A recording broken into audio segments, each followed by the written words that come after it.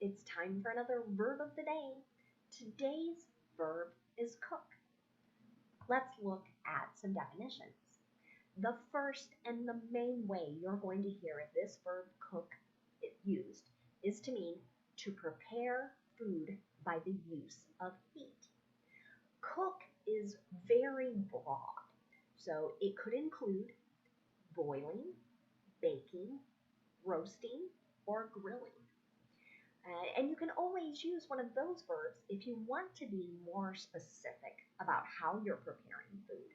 But it's fine to use cook in this broad way. The next two meanings for cook are slang, and maybe not as common to hear, but we'll still discuss them briefly. The first slang meaning is to create false records. And the verb here tends to get used in the phrase cooking the books. So sometimes it's in reference to accounting records or other files. And essentially it means people are lying. They're making up information.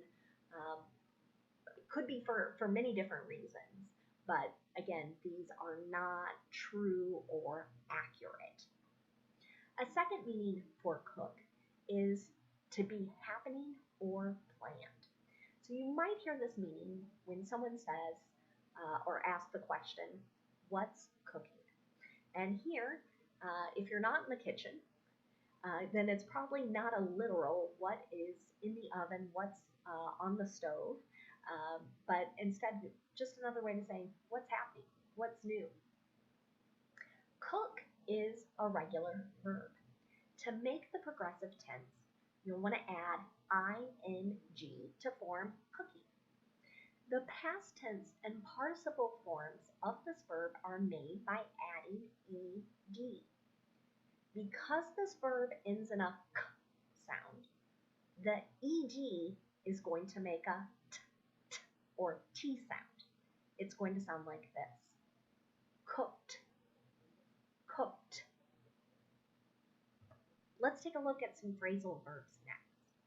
The first phrasal verb that you might hear is to cook down, and it means to heat food and cause it to thicken and reduce in volume. Here's an example of it in a sentence. Cook down the fruit, sugar, and water mixture for 15 minutes. This sentence might be found in a recipe. Another phrasal verb is cook out, and it means to cook food outside, and generally that's going to be done on a grill. Here's an example of that. We should cook out this weekend. Another phrasal verb you might hear is cook up, and it can have two different meanings. The first meaning is very similar to the original definition, to prepare food by cooking it. So many times when you see cook up used, you could just say cook and it would have exactly the same meaning. Here's an example sentence. What are you cooking up? I could also just say, what are you cooking?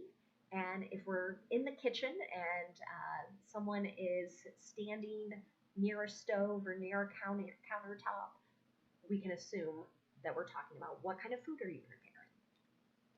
The second meaning for cook up has nothing to do with food. Its meaning is to invent something, especially in order to trick someone. Here's an example sentence. Our children have cooked up a plan to get us to take them to the amusement park. So, in this example, the children think they're being very clever to, again, try and trick their parents into doing something that they want to do. Let's continue using cook in a few different verb tenses.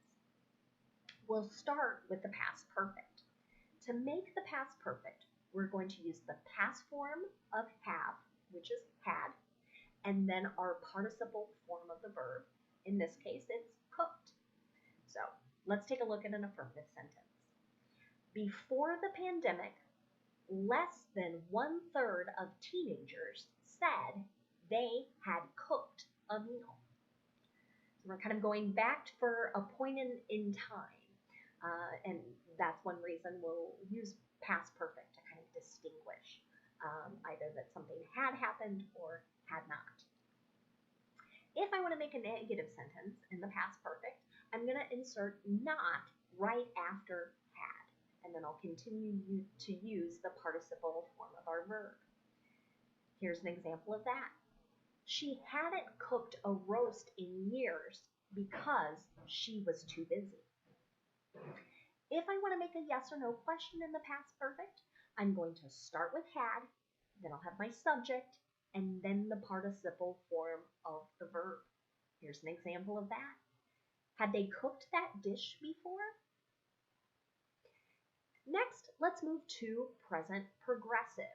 Some might know this also as present continuous. We're using this form to talk about something that is happening now or something that's in progress.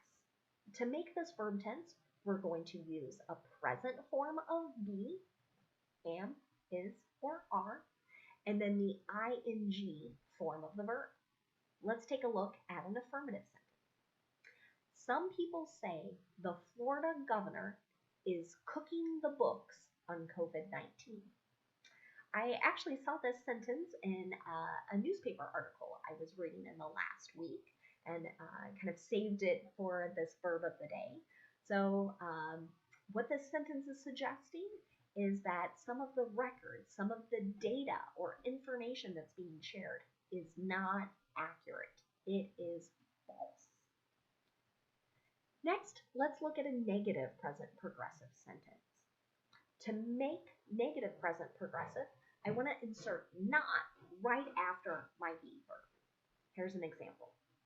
I'm not cooking a hot meal because it's too hot to turn on the stove or oven.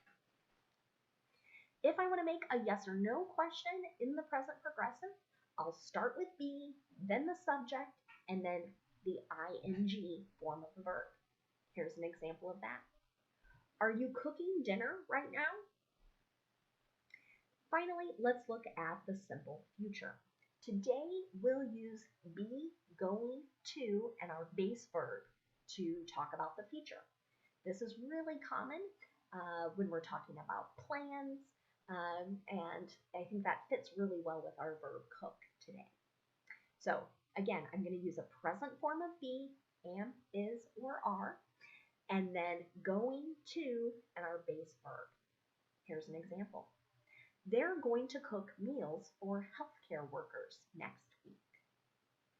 If I want to make negative simple future, again, I'll insert not right after the be verb.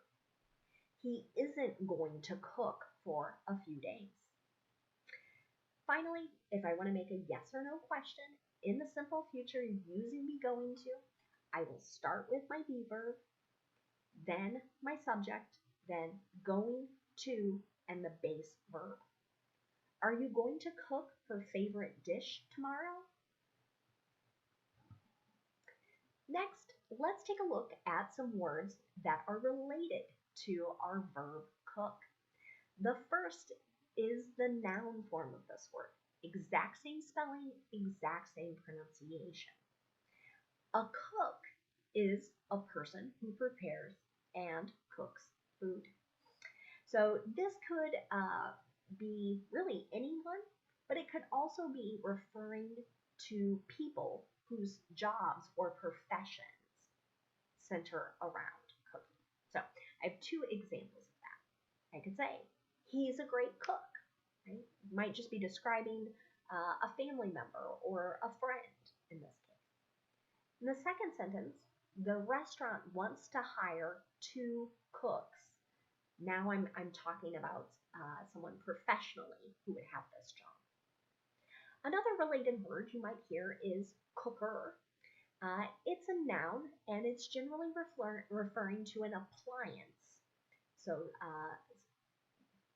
something you might plug in, for example, to use for cooking. Here are 2 examples of that. Does it go in the pressure cooker or slow cooker? So there are 2 examples of appliances people might use for cooking. Another related word is connected to a phrasal verb we discussed earlier. This is the compound word, which is a noun, cook out. And it's referring to a party where the meal is generally cooked and eaten outside. So generally everyone stays outside in someone's backyard or perhaps in a park or other place. So here's an example of that. Did you go to a cookout to celebrate the 4th of July? The last word I'll leave you with today is an adjective. It's uncooked. And you might recognize that prefix un, meaning not, and that helps us understand the definition of this word. It's not cooked. Another word for that, raw. So here's an example. The dish is made with uncooked eggs. Another way to say that, the dish is made with raw eggs. Thanks so much for watching today's video. I hope you have a great day.